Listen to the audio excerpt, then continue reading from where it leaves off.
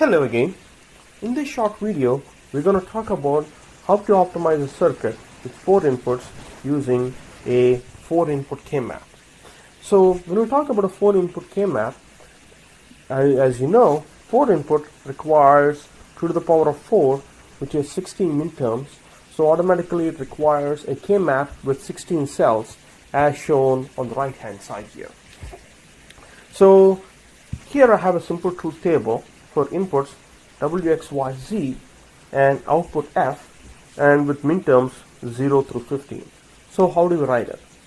Just like your 3-input K-map, I wrote WX on one side and YZ on one side, saying each column here represents a different value of WX and each row here represents a different value of YZ. So just like before, how do we number them? 0, 0, 0, 1, 1, 1, 1, 0. Similarly 0, 0, 0, 1, 1, 1 and 1, 0. And the minterm numbers are going to be M0, 1, 2, 3, M4, 5, 6, 7, 8, 9, 10, 11, 12, 13, 14 and M15. That is your simple 4-input K-map with the different input numbers. So let's look into a simple problem. Here we are given a function with inputs WX, YZ, which is a summation of minterms M0, M1, M8, M9, M11 and 12 and 13. In other words, we are saying a truth table could be like when you see M0 in here, the truth table M0 is this cell here. So we are saying when we're given a function M0 which says my F is 1 for that input number. So M1 is right here, so my function F1 is going to be 1 here. The next one is M8, so it is going to be 1. Next one is M9, so it will be a 1. M12 is going to be a 1. M13 is going to be 1. So truth table looks something like this with all the remaining cells as zeros here. So we are saying this is a shorthand notation for the entire truth table here. So what we are required to do here is we are asked to optimize this logic circuit, logic function, to give out the smallest logic function possible. So look at M0. M0 is the, as we see on the left hand side, M0 is on the top left. So we have M0, next one is M1, next one we have is M8 on the top right, next one is M9, then we have M12, then we have M13 here. So basically we fill all the ones. Now the next task is identify the largest group possible.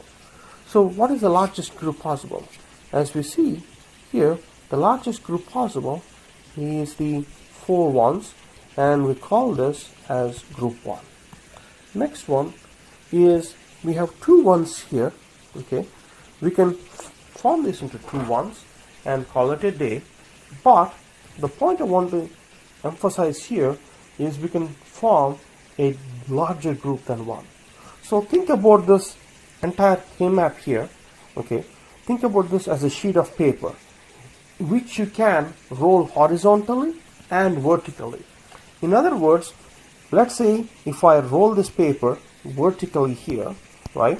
So if I take this edge and bring it along and connect it on this edge, you would see that this column and this column will be right next to each other.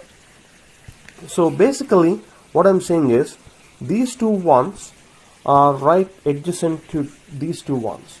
So we are saying we can group these two ones and these 2 ones as a different group, and I'm going to call this as group 2. So my function, my F, is going to be group 1 plus group 2. Let's look into group 1 here. Group 1 is the one in blue color. Look at the value of W here. W is 1, W is 1. So we write W, X is 1 here, X is 0 here, X is changing. So we disregard X Now how about y? Y is 0 here, y is 0 here. So do we write y? Yes, we write y bar.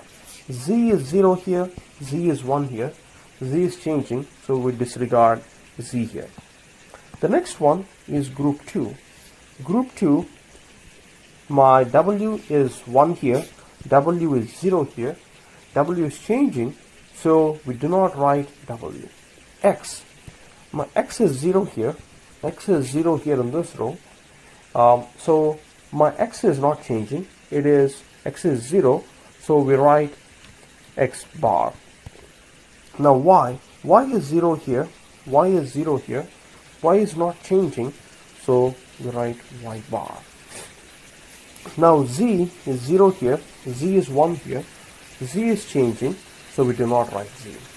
So my function f is going to be wy bar plus x bar z bar. This is how you simplify a 4-input function using a 4-input K-map. Thank you.